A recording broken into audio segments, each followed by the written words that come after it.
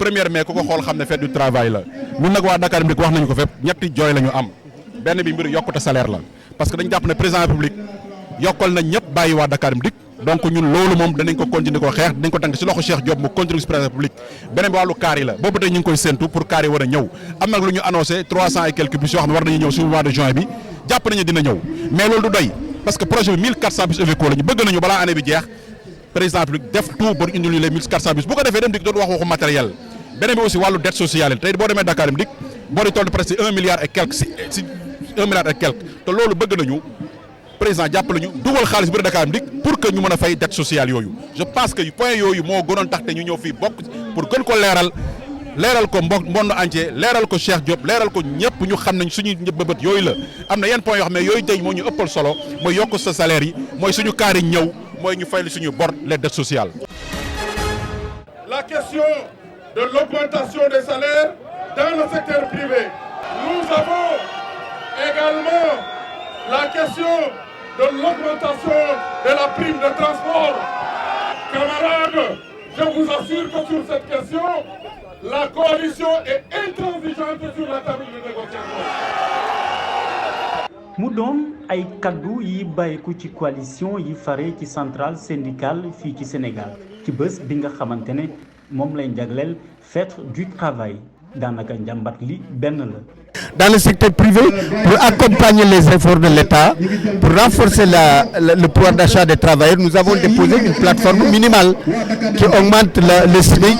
qui augmente la prime de transport, mais également qui augmente les salaires. Mais le début des négociations ne nous rassure pas et nous lançons ici un appel pour que le secteur privé fasse un effort et accompagne les efforts de résilience de l'État qui ont été posés. Sénégal maintenant. liggéeykat yi sonn nañu gouvernement bi xëy na mi ngi déglu ministre baa ngi fi na nekk suñu interprète daañu ko wax président de la république ngoon njëg yi ba léegi dafa cher Sénégal salaire yi dañoo tuuti kenn mënatul la nga am di ci fay location dañ ko war a wàññi fexe ba nit ñi am kër di def location vente comme ni ko HLM ak SICAP doon defee ñu def ko. mu ñëwoon présider bi leen ndaje ministre bi ñi dénk wàllum travail yi di Samba Sy di xam ne ni kat liggéey bi dinañ ko wéyal fale ci palais de la république. waxtaan wi tàmbali na fii dinañ ko gën a xóotal bu soobee yàlla tey si ngoon bu ñu demee ci palais de la république lenn ci waxtaan wi ñu dégg ko mooy mbokk yi dañu ne ci biir administration publique bi liñ fa def am na loo xam ne am na solo lool. ñu ne la law ñëpp nañ si jot kuy jàngat di déglu di nga gis ne di tox si nopp mooy bi ñu nekkoon déjà 2020 bi ñu toll tey ci wàllu yooyu ñett yëpp am na ay jéego ñuy seex yi ñii dañ ne doyul ñii dañ ne jamono daa jafe fa lañ mën a yem waxtaan waa ngi continuer. mu mel ni question de revendication yi liggéeykat yi daanaka fas yéene wuñu dellu si gannaaw. daanaka lenn mooy seen mbébét mooy di ne ñi daal di signé accord yi li ko mooy dañuy daal di déposer lii di préavis de grève ci fan yi di ñëw. kon li nga xam ne mooy woote président Macky Sall tuddee ko dialogue man li ma jàpp mooy manœuvre politique la mbiru politique la pour diviser opposition maanaam féewale leen waaye nag ci lii mu ne. tàmbale na ko bu yàgg ak parti socialiste sénégalais parti démocratique sénégalais PDS ne woon naa leen ne ña ngay waxtaan bu yàgg donte PDS ci opposition la ñu ko xamee ba amoon na fi sax intercoalition tey nag la waxtaan woowu ak diir woowu feeñ bay seet sax du président rek mooy organiser dialogue bi ñoom ñoo bokk di ko organiser saa yu leen laajee rek yéen lu tax du ngeen bokk ci opposition bi dajaloo di xeex 3e mandat di xeex pour que ñëpp bokk ci élection yi dañ la naan man mi Aminata Touré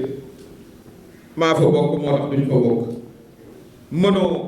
ne ay ca ñu dialogue ba noppi yow sa karawaas voilà di emprisonné xale di tëj yéen ñi journaliste yi seen ñaata naataango ñoo ne ci kaso bi te pourtant président ne woon na ci ayam kenn du tëj journaliste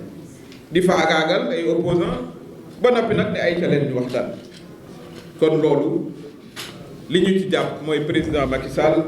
du waxtaan lay wut. président Macky Sall li ñu naan manœuvre politique lay def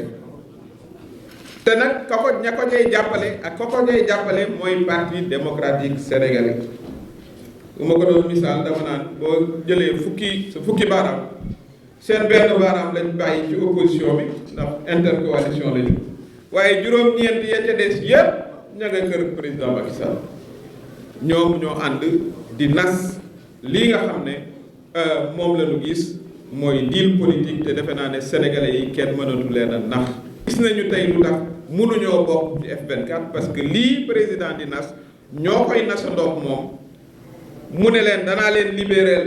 Karim Wade danaa effacer 138 millions yi nga xam ne ñu ngi ko koy toppee te ñëwul ci réew mi boobu ba tey ndax loola waaye nag voilà ni ma ko waxee loolu laa leen di jox okk mi rokkam waaye yéen nag da ngeen di fexe nag ndax bu ñu toogee ngeen ne waaw nañu bàyyi rek conseil constitutionnel mu désigner candidat yi. tey suñu ñëw bi fii ci Marougoune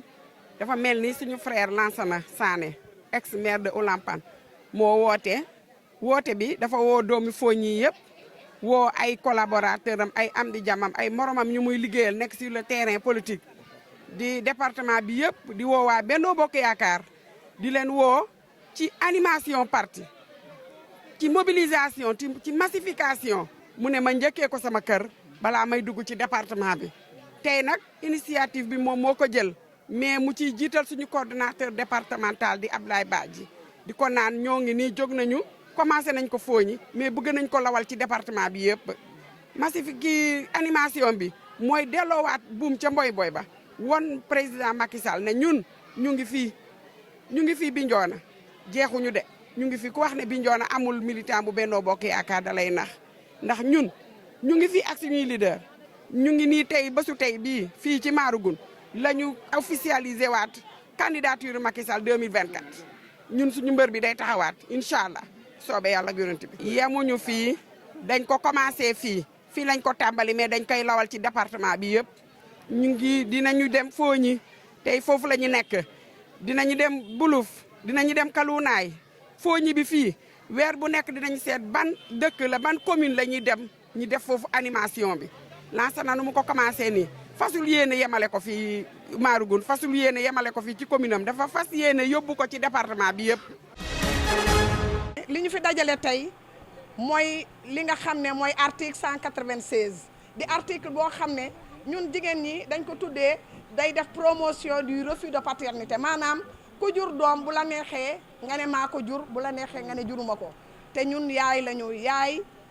day mënul seetaan lu bon ci njabootam yaay mënul seetaan ñuy métital doomam bu jigéen ndax moo jur ku jigéen ki jur ku góor ki ak kuy métital ku jigéen ki kan la ku góor ki donc ñun ndey ju seex lañu moo tax tey ñu ne il faut que ça s'arrête ñu ne stop donc à la promotion du refus de paternité doom bu juddoo ni muy amee ndey noonu la waree am baay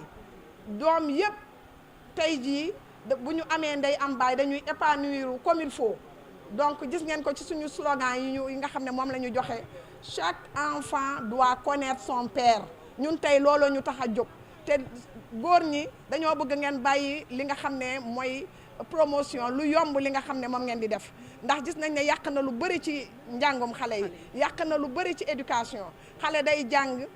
jël santu yaayam ba muy judd ndax papa ji reconnaître ko mu dem ba màgg ba muy wàjji tekki